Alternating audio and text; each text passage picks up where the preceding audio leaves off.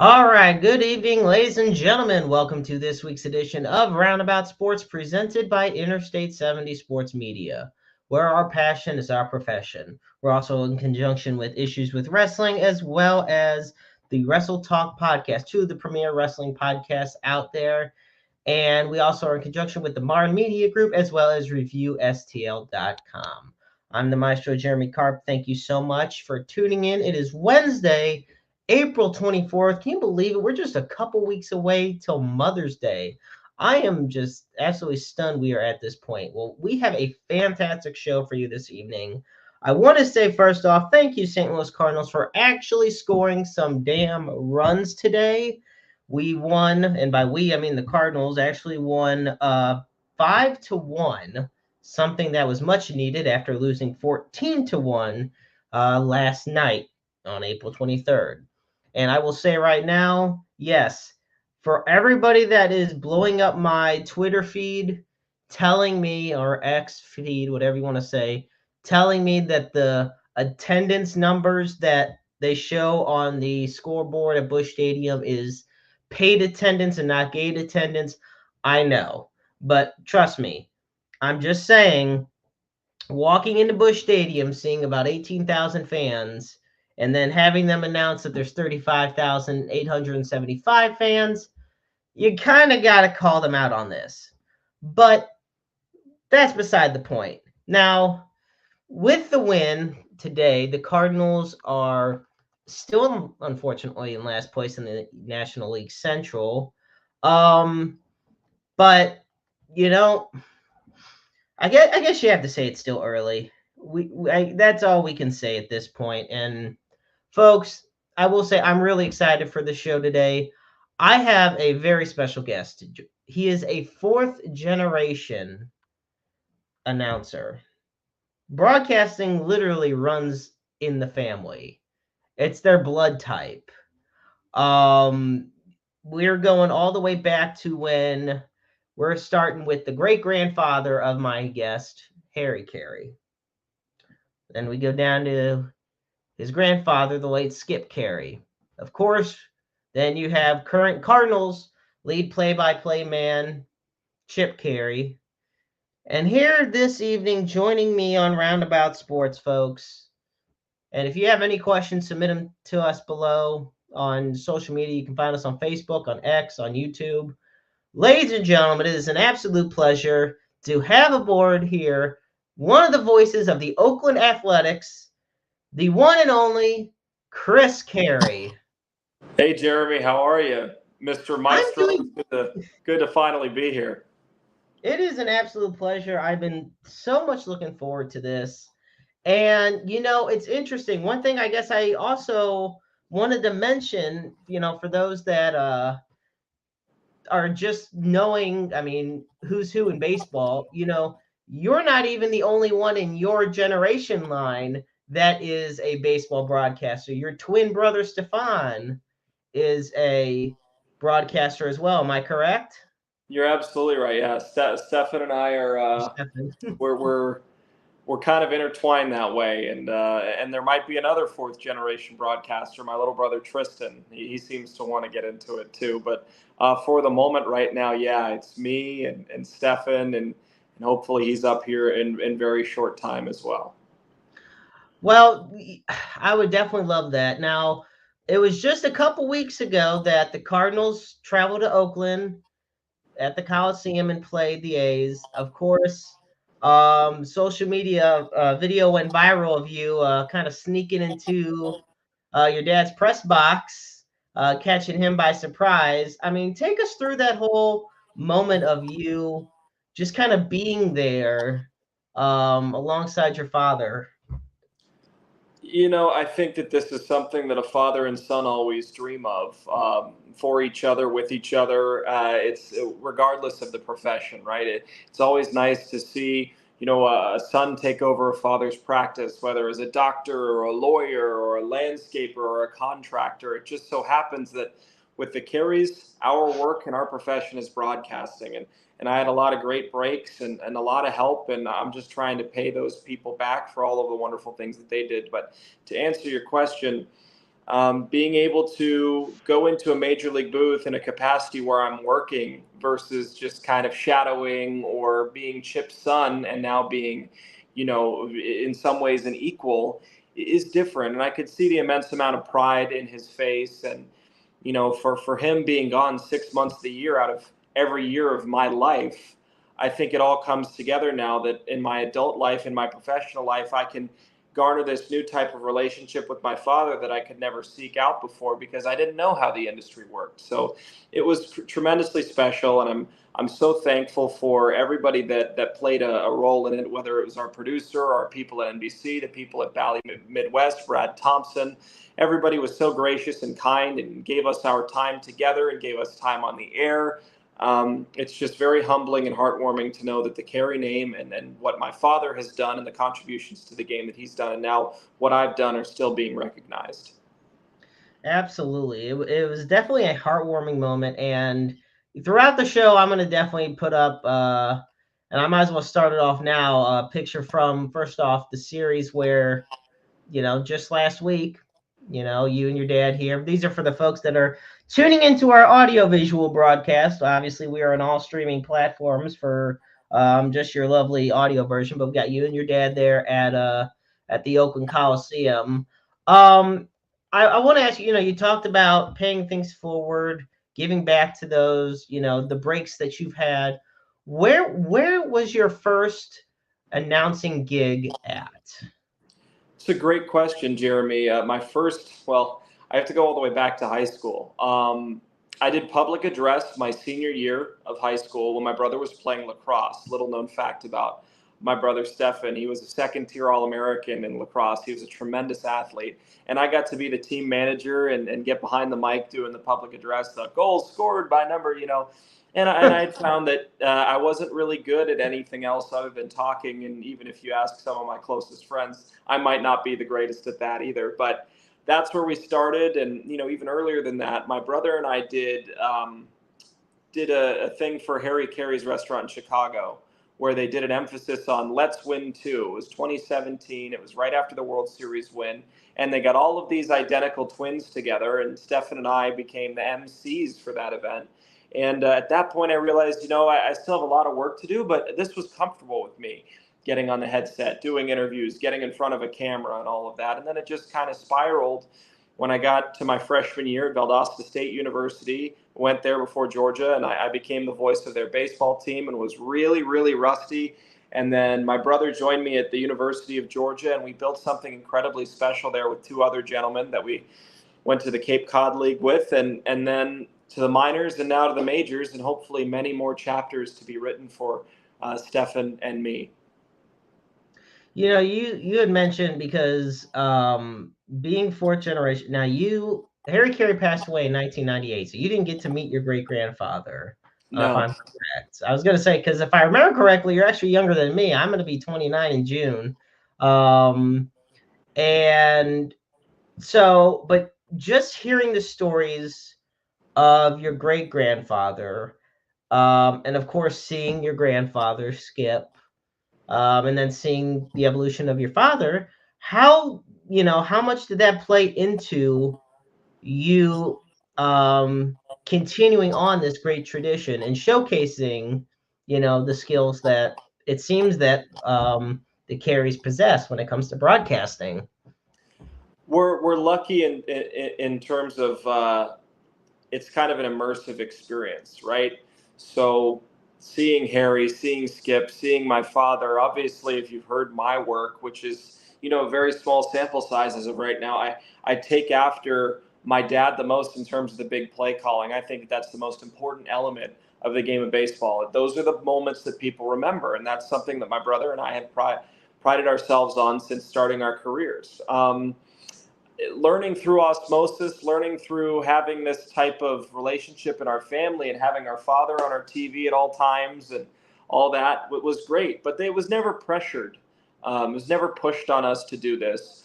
We had to find it on our own. And once we did, of course, I think it became an attractive thing for, prospective employers in the minor leagues and then the major leagues, because we get it. It's a story.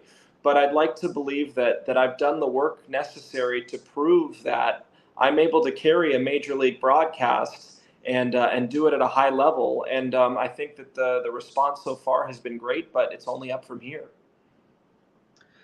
So as far as a non-collegiate scale goes, what was your first foray into baseball? In terms of getting on air, Yes. 100% collegiate. I am of the belief Really? that that high school broadcasting, I have very strong beliefs on it that I won't share. I believe that when you go to college, college is a great place for social and independence and figuring yourself out in so many different aspects of your life. And it's a way for you to grow. College tests you, and it Yeah. tests you on the air, it tests you in the world, it tests you with your relationships. In high school, especially when you start early in broadcasting, sometimes high school broadcasters get stunted because they're the best broadcaster in their town because not many people offer high school broadcasting. And then they get to college and they don't want to take criticism. Versus me, I wanted to be a sponge. I wanted to learn, and I realized very quickly that there were a lot of great college broadcasters. And if I wanted to contend with them, I had to be incredibly independent, and I had to work with people and be a great friend and a great teammate. And it wasn't necessarily about me getting all the glory. It was about our group at the University of Georgia getting the glory. And college was great for me. And I think that that was the best decision I ever made, not to pursue it too far. I wanted to, have my junior and senior year of high school and have fun and be a kid. And then, my freshman and sophomore year the same way. And then junior and senior year of college for sure, I really got to work. Now, excluding family aside, so we're gonna take all the carries, put them to the side for a second. Who did you admire growing up as far as broadcasters go in the sports world, or even if it even in the sake of newscasting? I think there are so many different people that I could say that I take away from. I try not to idolize these individuals because at the end of the day, I think that I'm a human being, just like you are. We're all doing a different job. I think sometimes we get put on a pedestal because we're in front of a camera, but there are a lot more honorable individuals than me: doctors, nurses, lawyers, people making more of a significant impact on the world than me. So I try to put my adoration towards those individuals. But in terms of broadcasting, I grew up in Florida, so Dwayne Stats was a very big one with the Rays. His big, powerful voice is undeniably great. My father was a big one, big part of my life. I thought that there were a lot of really great broadcasters. Matt Vasgersian was great. Greg Amsinger on MLB Tonight is another one that it was just a pinch me moment when I got to meet him during spring training. I know you're a wrestling fan. I love CM Punk. Oh yeah. I love Punk on the mic. He's a big idol for me. And so top to bottom, there are a few different individuals that I pull from, but I think, as you know, Jeremy, and as many people in the media know, you have to be original and authentic. And, I want to be the best Chris Caray I can be every single day. And I'm still trying to figure out what exactly that is. And hopefully it's received well by the audience that tunes in every night. Oh yeah. Well, oh, absolutely. We got a comment sent in from, believe it or not, my dad. He says, I remember listening to your great grandfather when I was a kid. When I lived in Atlanta, he lived in Atlanta a lot during the 70s and 80s. I remember listening to your grandfather. Now here I am back in St. Louis listening to Chip. So it's one of those things. It's once again, you come down to, while you embrace the past, you create your own. Like, for example, I know just reading on history, your grandfather was known for his quick wit and sense of humor. And so everybody had their own image, if you will, their own personality that endeared them to the fan bases that they were part of. Right. And it's interesting enough because you are making two pieces of history when you think about it, because not only are you fourth generation broadcaster, but you are also teamed up with the great Jenny Kavnar, and you are in rotation with her doing play-by-play for the Oakland A's. And she is the first lead female play-by-play for a specific professional sports team. How's it work? How is it working alongside Jenny so far? Jenny is a tremendous human being. She's an individual that cares about so much more than broadcasting, and she does that so well.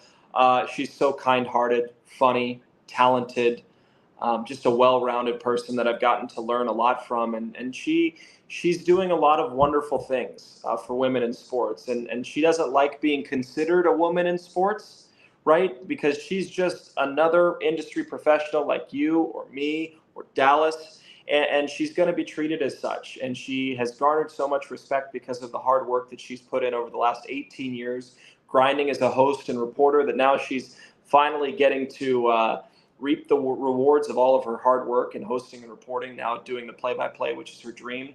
And she's also raising two beautiful children. So she does the back and forth thing. She's on the road right now in New York with the A's, and then goes home to take care of her children with her lovely husband, Steve. And she's created balance, and I think that that's so commendable in this day and age, because you either kind of have to be all in or not, and she's found the happy medium to still excel at a very high level at her job, but also be a big part of her children's lives. So, in speaking with the roles that you and Jenny have with the Athletics, Mm-hmm. um, right now, I think the biggest news that the Athletics have been dealing with, of course, is the unfortunate news, especially for the city of Oakland, is that they will be moving. And within the next 3 to 4 seasons, the Oakland Athletics will be playing their games in West Sacramento. Mm-hmm. And I know that they are still looking for potentially in Las Vegas a permanent home. Um, Take me through the feelings that you have, as this is your big major league debut, while in the midst of an organization that is going through a very turbulent situation. I mean, there's been issues for years with the Athletics, um, and their situation in Oakland. So I've always been told to play or be where your feet are. Right now, I'm focused on 2024 with NBC Sports California and the city of Oakland and the surrounding areas, whoever is nice enough to tune into my broadcasts. It's an unprecedented situation. The next 3 years in Sacramento, it's a great market, a great place to play baseball. But I also understand there are some disgruntled fans in Oakland, and I wish I could offer more comfort to them. But at the end of the day, I'm so removed from that aspect of it that all I can do is call the best game I can and hope that the A's fans still tune in wherever we go, because we are a national brand. There are a lot of people that still come to the games, but people do get turned off by some things. I understand the Raiders had some issues. The A's are having some issues right now, but I feel confident that these fans are so loyal, and the kind individuals that I've met in Oakland will follow us wherever we go. It's a tough period right now, and it's one that I haven't had to navigate as much as others. But my sympathies go to them. But I also am looking forward to wherever the A's go and whatever they do, whether it's in Oakland or Sacramento or Vegas. I'm just happy to be a part of the ride. So, in talking about the whole situation right now with Oakland, as far as the network goes with NBC, the affiliate, because Sacramento's just an hour and a half drive away from downtown Oakland, and that obviously the broadcast still reaches out there. Have anybody within the network? I mean, this doesn't seem like it would be something that would affect Jenny or you as far as your standing with broadcasting. Would I be correct on that? It's a good assessment. I haven't heard anything yet because, of course, we're only 25 some odd games into this season. So I'm confident in the people that hired me. I believe that they've done a really good job creating this culture with Jenny and Dallas and me, and being a part of that. I would hope that I'm protected. I feel that they've done a really great job at articulating what they want. But at the end of the day, I have to prove myself night in and night out. This is a major league job. Jenny has to do the same. Dallas has to do the same. Nothing is guaranteed, Jeremy. So, yeah, it's a good assessment. I haven't had those conversations yet. I don't know if I will anytime soon. I hope I'm along for the ride, but if not, they've made a 24-year-old kid's dream come true. And I know a lot of people would think that it's pretty early for a 24-year-old to be manning a major league booth. So any opportunity that they've given me, I'm thankful for, and I'll do whatever they need me to do. I was going to say, and if I remember correctly, you also have an uncle who is an American sportscaster as well, Josh Caray. Am I correct? Yep. So, and I think he does minor league baseball, which is still fantastic, Notwithstanding, I think if you make it to any of those levels, whether it be the minor leagues or the major leagues or anything of that nature, it's a fantastic accomplishment, especially if you get there by putting your heart and soul into doing it. Now I have to say, right now the Athletics, they're 9-15. So Cardinals are struggling out here in St. Louis. Athletics are having their on-field struggles. But from you watching the games, you calling the games, you seeing these players, who is a player that's really stood out to you that you feel you can almost build a team around? Well, I think we have to do 1-1. Mason Miller is possibly the most popular player in Major League Baseball right now. Gets his fastball up to 104 miles per hour. He's a premier closer, will likely be an all-star this year without much contest around the American League because of his contributions to the A's already. If he can stay healthy. Offensively, Zach Geloff, I know he's in that sophomore slump, but Zach Geloff and Lawrence Butler, they've dubbed themselves the new Oakland. And they are truly hard workers, great players. I think they're still trying to figure it out at this level. And we have a lot of young guys that have some promise and potential. My favorite out of anybody, though, is Esteury Ruiz. I got to see him 2 years ago when he was with the San Antonio Missions, and he just dominated us in Amarillo. So he was a lot of fun. I knew he was a big leaguer immediately, and I think that his impact is an incredible thing to watch. One thing about Ruiz that I do like is the fact that, he's a great base stealer. He actually, as of yesterday, he has 70 career stolen bases. He led the American League in stolen bases last year. And I feel like, that is a type of game style that has been missing in baseball for so long, is building around the speed, having the guys get on the base. There's not a whole lot, and this is just from an outsider looking in, and if you feel I'm wrong, you're more than, of course, welcome to correct me. It seems like for Oakland, it's not built around the power. It's built around the contact, and driving the runs in, best way to put it, getting them on base and then driving as opposed to just swinging for the fences. I would agree to a degree.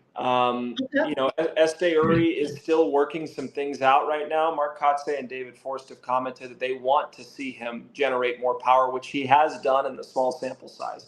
The uptick in steals were naturally going to happen because of the pitch clock, because of how much pressure it puts on the pitchers. Then the bases are just bigger. They're 3 inches bigger on every side. So they look like these pizza boxes. So it seems like it's advantageous for the runner to go and take second base or third base or whatever.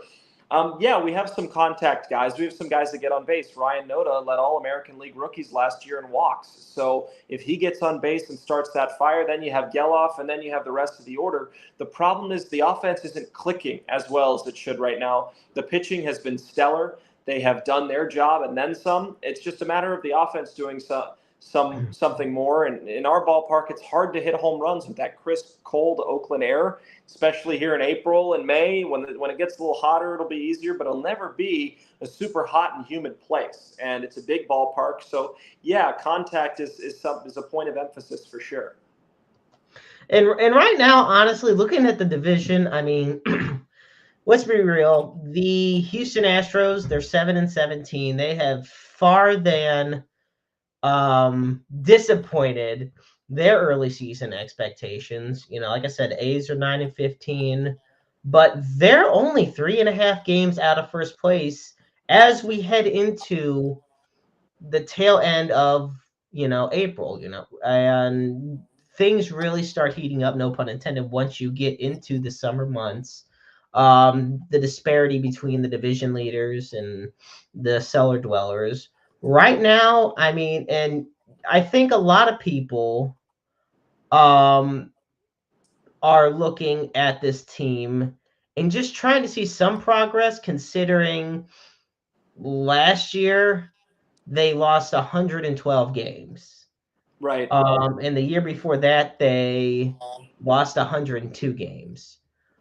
What do you see about these teams, or this team right now, that you feel makes them different than the teams from the prior 2 years? It's just that they're flat out better. I mean, there's the proof is in the pudding. I mean, it took until mid-May of last year for the A's to get 10 wins. They could do that tonight at the end of April, right? I mean, the Cardinals Yeah. just got 10 wins, and the Cardinals, by structure, should be a playoff caliber team. This A's team is trying to win 74, 75 games. That 500 would be a fantastic mark for them, and this division is open right now. The Rangers have faltered a bit. They've had a lot of injuries. The Astros haven't gotten the start that they've wanted to, and I don't know if it's necessarily because the Astros are worse than what they were. It's just maybe the competition has gotten better. The Mariners look great. The A's have surprised some people out of the gate, and they need to just keep going. The pitching is better for Oakland. Starter longevity has been better. I mean, they used 24 different starters last year. 24. So they're going to have to be able to keep their starting five in the rotation healthy. And you want to get around 10, 11, 12, maybe used an entire year. 24 is just vastly too much. The question is now, can the offense start to produce at a consistent level? I mean, to start the season, I think 8 of the first 16 games were decided by one run. These games have been close. These games have been meaningful. Some of them haven't gone Oakland's way, but they've stayed in a lot of games, which I think is a very promising sign for what's to come for this A's club, especially considering the young personnel that they've employed. The AL West has been an interesting division. I mean, right now it features the defending World Series champions. The Mariners are one of the hottest teams in baseball over the past couple years. I will say, I have to say it, it's an obligation. The Angels are just the Angels at this point. You have the highest hopes, but the lowest expectations. And the Astros, like you said, Chris, it is still early. There is plenty of time for the Astros to find their groove and get back into it. And the Athletics have a lot of young guys. But I think what makes Oakland different than the other 4 teams in their division, Oakland to me is the team that has the least to lose. I feel like they have the most, to where they're similar in my opinion to the Kansas City Royals in the American League Central. Coming into the season, the expectations weren't high. So if you go out there and look at the Royals right now, they're one of the hottest teams in baseball. You go out there, you beat these good teams, you take care of business against the bad teams, you're exceeding expectations. A 9, if the let's say they started 12-10. I mean, I know it doesn't sound pleasant, but it exceeds expectations as opposed to if the Astros started 12-10. Right. So, and that's just how, like I said, from an outsider, from a guy who's currently seeing the Cardinals struggling the way they are, to me, the Cardinals fixed their issue, which was pitching. But now, even though they won 5-1 today, they are still near the bottom of the National League in every hitting category. So hitting's their issue. For me, Oakland is just a very young team that just is aiming to develop one game at a time. Yeah, I think the expectation point, you nailed it. How can you have any lower expectations than what they set last year, 50 and 112? I mean, the only way you can get lower than rock bottom is to dig, right? And I don't think that they're going to dig this year. I think that they're going to start climbing out of it. And I think you've seen the writing on the wall with the Royals. A lot of young talent. They're starting to click. They're starting to get that experience, 2-ish years in the major leagues. And now they're like, okay, this competition isn't overpowering. I was in the Diamondbacks organization. I got to see Corbin Carroll, Blaze Alexander, Jordan Lawler, the likes of all of those individuals go to work every single day, and they're starting to show what type of team they are, right? The Braves did the same thing. Young core coming up all at the same time. So the Baltimore Orioles, another great point there. I mean, they're a juggernaut right now. And so the A's are starting to and work with this core group of players so that they may win 70 some odd games this year and then contend for 85 or 90 wins next year.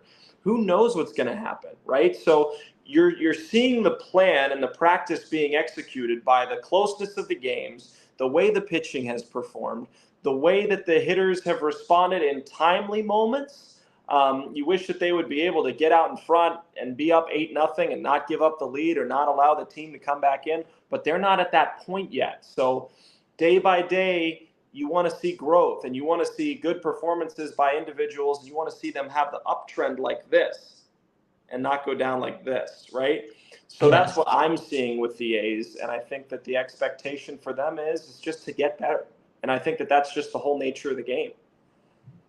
I wholeheartedly agree with that.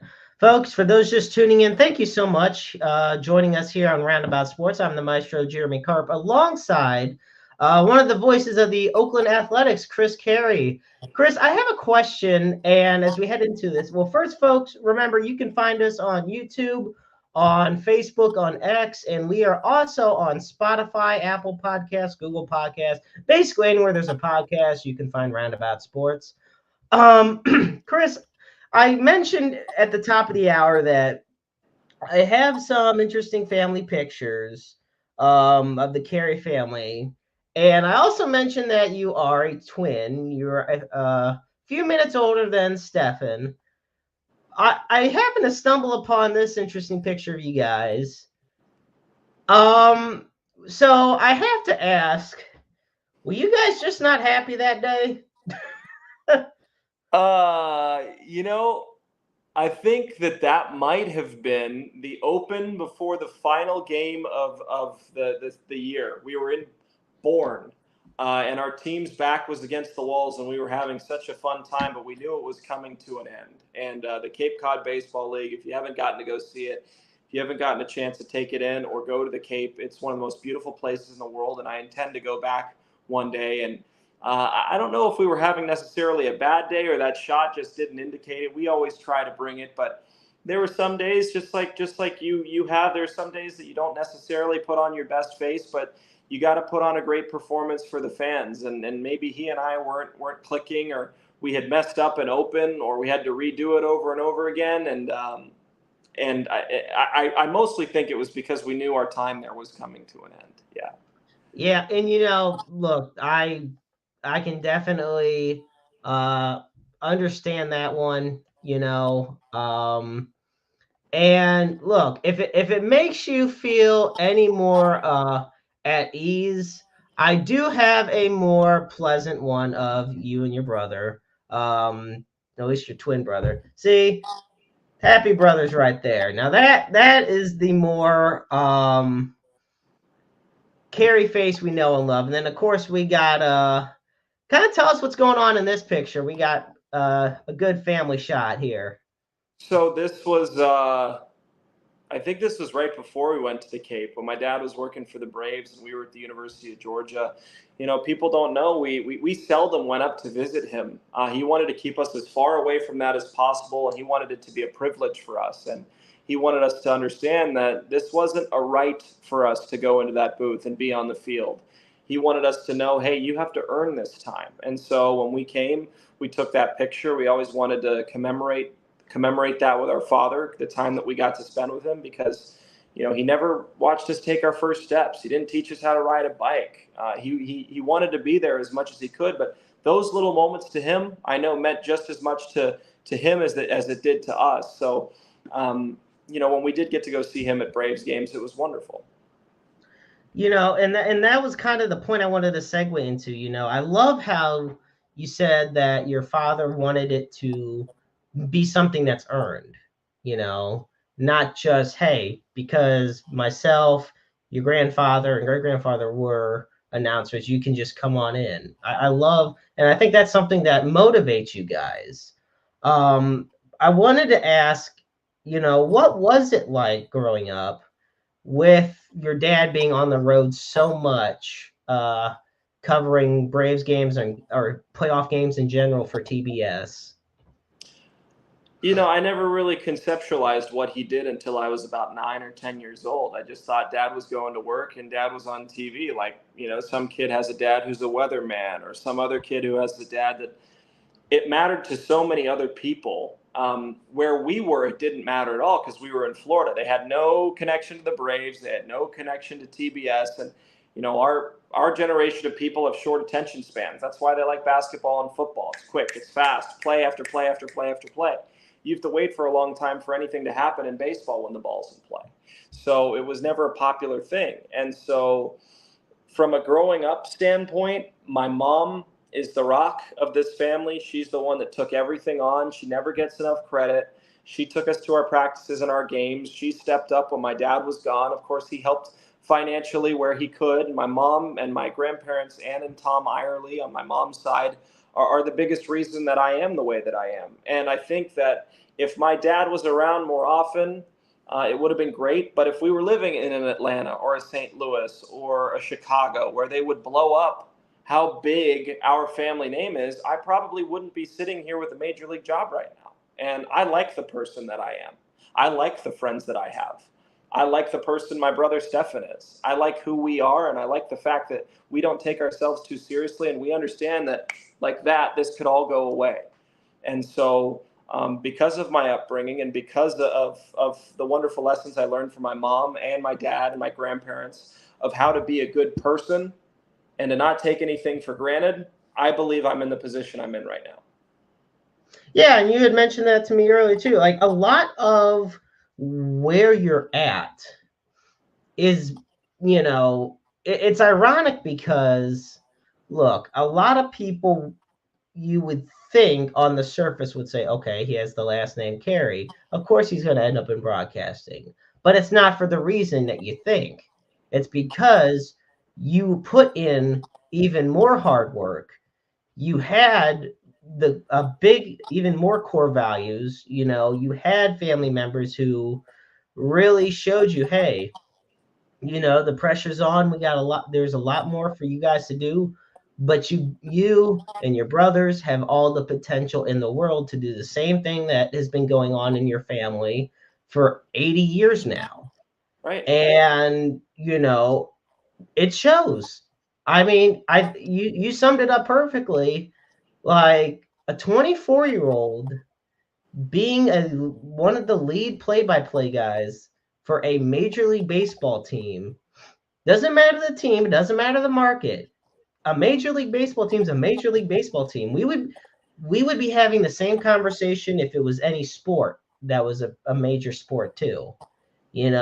So Chris, for you to be in the position you are, I mean, it's absolutely phenomenal. I'm very proud of you, first of all. I know everybody tuning in is very proud of you.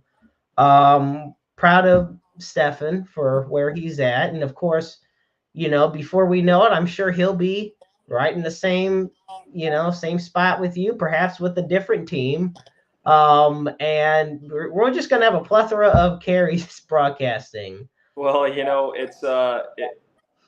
that could be some people's dream and other people's nightmares. And I think that this idea of working hard is great. But I would be remiss without mentioning the fact that there are a lot of really talented individuals that don't get the break that I did. And might not ever get the break that I did. I learned a lot of great lessons in the minor leagues from some people that haven't had the same breaks, that are older than I am. And I cherish those individuals, even more than some of the major league people that I've met, because they're really good people and they're very talented people. But they believed in me and they judged me based on my heart and not my name. And there are a lot of people out there that call nepotism, and don't get me wrong, nepotism is a real thing, but nobody cares when a son of a doctor becomes a doctor, right? This just happens to be a higher profile job that is in the public eye, right? So I understand the frustration. I understand where people have that anger, but I also understand that I was hired for this job. I had to interview and audition just like anybody else, and I beat everybody else out, right? Name aside, I had to be good enough to get to this stage, and my brother was a finalist as well. So that must say something about our talent or whatever, our personalities. There were those determining factors, and we checked those boxes. And so, yes, I am a Caray, but I'm more proud to be Stefan's brother and Chip's son and Susan's son and Ann and Tom's grandson than anything, right? Take my last name away, right? This all goes away tomorrow, I'm still a part of that family, and that's something I'm immensely proud of. And that is honestly what you want to hear most of all from someone. Like, yeah, of course, you didn't ask for the breaks. You didn't ask for any opportunity that came to you. When they came to you, you worked hard to earn them. I love how you mentioned that your brother was a finalist for the same position that you're in, because if anything, and, I definitely love your thought on this. I mean, if anything, that may create more pressure because now not only you said it to yourself, what you're most grateful for is being a brother, is being a son, is being a grandson. Um, so to be at a dream position, to be interviewed at a dream position of yours, having to beat out your brother. Now I know me being a big wrestling fan, I know it's not the WWE style match, but just in an interview, and I did work to where I had to audition with Camo X to try to cover winter warm-ups for the Cardinals years ago. I unfortunately didn't get it, and I didn't think much of not getting it.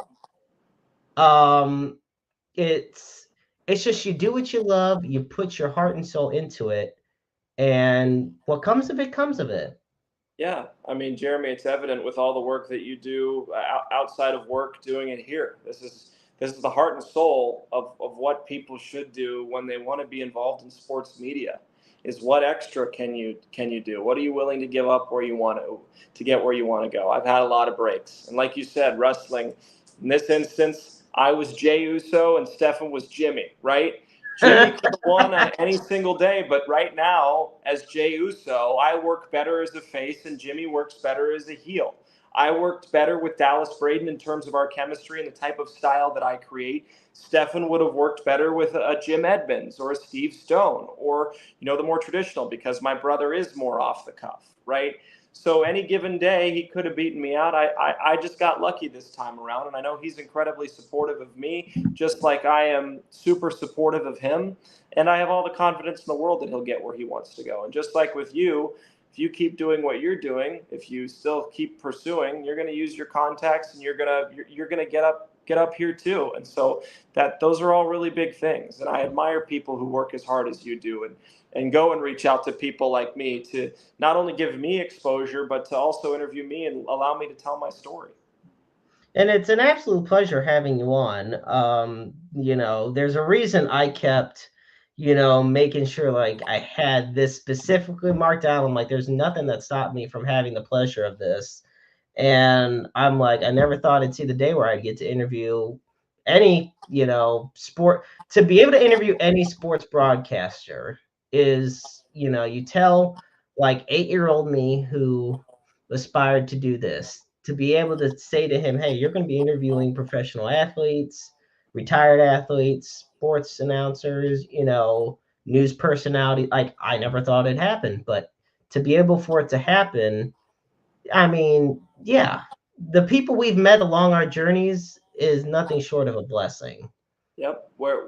When there's a will, there's a way. You have the will, my friend. So just keep on doing that, and it will reward you in the end. And that means a lot to me. I wanted to ask, we've talked about Jenny Kavanaugh. We haven't really touched base on you working alongside Dallas Braden. Now, for those that are that might be a little familiar. They say to themselves, Dallas Braden does sound familiar. I'm just gonna say for those tuning in, Dallas Braden is that pitcher that threw the perfect game on Mother's Day for the Oakland Athletics. Oh my gosh, believe 2013, 2010. 2012, 2010. 2010. It has been a It's oh been a while. I wish you Yeah. didn't. I wish you didn't say 2010 because now I really do feel old. Oh man, it has been a minute, buddy. God, you were 14 years old, really? Like when he threw that I perfect. was I I think was so. I was 10 years old. You were 10 years old. Oh man. Yeah. Oh geez. Yeah. So what's it like working alongside, not only a guy who did something as immaculate as that, but actually like a former major league baseball player? I just have so much respect and love for him. It's an unprecedented situation. You know, he has so much love for Oakland, everything that's going on. He's taking on two new broadcasters, you know, after working with one for a really long time. And he's taken everything in stride. What I've learned about Dallas is he's not bad at anything. He's good at everything. He has a lot of fun, but he knows when to lock in. He's an excellent analyst. You can tell he's a king on the media side of things. He was a great pitcher, and the fans really resonate with him and respond well to when he's doing anything. You know, he's fun. We like to have little jokes in the air that nobody gets. We're still developing that rapport and chemistry. I mean, I'm only 6 games in with the guy, but hopefully there's hundreds and hundreds and hundreds more. Unless he becomes a manager down the road, I don't know. The players seem to love him. I wouldn't rule it out. The guy is just so good at everything. I back him, but I'm taking in and enjoying every second I get to work with Dallas Braden and Jenny Cavnar and Chris Townsend and Johnny Dosco and Vince Cotroneo and Ken Korak. The whole broadcast team is top notch, and I'm lucky to be into it. About to say, it sounds like that NBC Sports down in Southern Cal seems to really have a really solid team that's very passionate about baseball. I mean, sports in general, but especially baseball. Yeah, I mean, it's what you strive for. NBC Bay Area and NBC California, you know, they have Kipe and Kruk, you know, right across the bay with San Francisco. They have Yep. Laura Britt doing pre and post game shows. They have, you know, Carlos Ramirez doing the pre and post, Sean Estes. They just added Sergio Romo. They want to get the best of the best. They want to get really good people, and I think that they've found that because that's what you aspire to do. Is you want to have a great product on the air, but you also want great representatives off the air for your brand. And I think that they've done a fantastic job of doing so.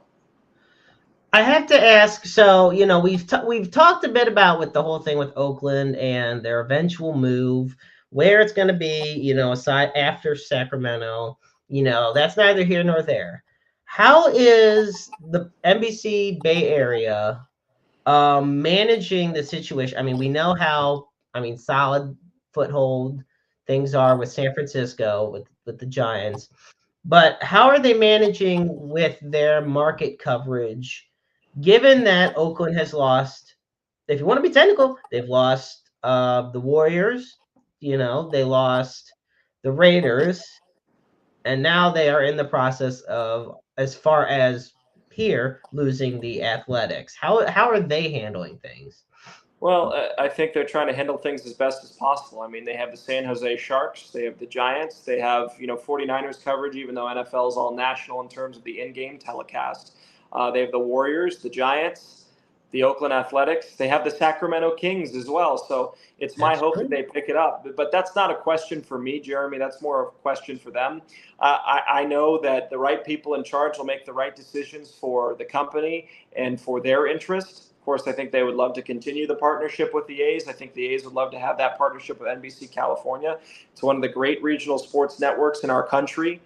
And it's my hope that I'm along for the ride wherever I may be, whether it's with NBC California, with the A's, or elsewhere, to keep, you know, writing more chapters in this major league story. Now, considering you are a member of the Athletics family, let's face it, you are. Who do you consider your biggest rival baseball team right now? Uh, well, you have the Bay Bridge series with the Giants, but I think the more north you go, you start to get into the Oregon Cascadia territory with the Mariners. I feel like that's going to Ooh, be that's going to be a big rivalry down the road because there's Okay. both really young teams. Both are like going like this. And I think down the road, if it is Vegas or Sacramento against Seattle, maybe if it's Vegas, it's somebody else. But right now, I would say the Mariners are the most interesting club in comparison because Texas and Houston have each other. The Angels are kind of off in their own thing. Oakland and Seattle, that could be the one that could be a rivalry for years to come. So, we talked about some of the players, some of the young guys on this team. Every team needs that veteran leadership. Has Alex Wood provided, from at least from your eyes, leadership? 33 years old, a former World Series champion. You think he's provided a veteran spark that the team needs, that they can rally around for future success? Definitely. I think Alex Wood, Ross Stripling, JD Davis, they're brought here for a number of reasons. Veteran experience, both on the field and in the clubhouse. And I think they've stabilized a lot of different things. Obviously, you know about the young talent in JP Sears, who led the A's in starts last year with 32. And then Joe Boyle, who just hurls fastballs and does a really good job. And then, Paul Blackburn was excellent his first four starts and is going to get better and better. And might be a guy that's attractive for other teams come the trade deadline. That's the nature of the game. But you always need those good clubhouse guys, and you need people to show the young guys the ropes. And I think Alex Wood and Stripling and others have done that. Yes. How do you think the team has managed to, in your eyes, watching this team with the lowest payroll in baseball, still find a way to be competitive in the American League, at least early on, heading into the second month of the season? Well, at the end of the day, like I said, it's still Major League Baseball. I know people talk about our Yep. team and say, "Oh, they're a 4A team or a AAA team." I don't see that. I see these 26 men worked hard against countless others in the organization to make this roster at this point in time. And remember, if you throw strikes and you make contact with the ball, good things can happen. And so far, the pitchers have thrown strikes, and we're trying to see the contact get up for the A's. And that's a big reason why they've stayed competitive, and hopefully they sustain that throughout the rest of the 2024 calendar year. Well, and it's a great way that you put it because, I'm going to read off, like, for example, today's, excuse me, Cardinals lineup. They had Ivan Herrera, Mason Wynn, Nolan Gorman, Michael Ciani. Those guys right there, for the past year or two, were almost exclusively in the minor leagues. They did send down Jordan Walker. And so, it's all about the development of the future. And teams like the A's have those. The best way to put it is they have those prospects. Yeah, you look at them as a 4A team only because of the money involved, but at the same time, it's more so, like you said, it's all about still being able to make the plays, putting the ball in play, throwing the strikes. So yeah. Yeah, I agree. Well, folks, I want to say, Chris, thank you so much for tuning in. You're a busy guy, I know. Being one of the lead play-by-play fellows over there in Oakland, and you and Jenny do spectacular work on air. It's wonderful. I'm so proud of you. And I have to put this last picture on before I do our traditional close for the show, of your Yeah. father, your grandfather, and your great grandfather, when the Braves played the Cubs at Wrigley, and it was considered by all of them. They've considered this one of the greatest moments of their lives. Call three generations worth of games Right. together. So I'm so grateful you joined me this evening.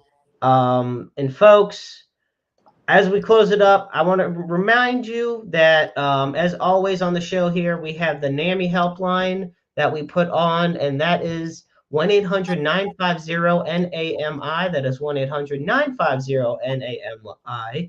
It's the National Alliance on Mental Illness, the nation's largest grassroots mental health organization dedicated to building better lives for those who struggle with mental health issues. As always, at the end of Roundabout Sports, we put the Suicide and Crisis Lifeline on as well. For that, you dial 988. The line is open 24/7, 365 days, 366 on leap years like this year. Understand that you're never alone out there. There's always somebody that loves you and cares about you out there. All of us, Chris, myself, everybody tuning in, we all go through our own struggles in life. That doesn't mean they have to be traveled alone. You are just a phone call, a text, an email, anything away. And you could also be the listening ears for somebody else that may be crying out for help as well. I want to thank again with most sincere gratitude to my friend Chris Caray for joining me this evening on Roundabout Sports. Be sure to catch us on Roundabout Sports next week on Interstate 70 Sports Media, on YouTube, on Facebook, on X, as we welcome the official organist of the Blues and the St. Louis Cardinals, Jeremy Boyer. But until then, folks, always remember, life is a book full of empty pages just waiting to be written in. Make your lives worth reading.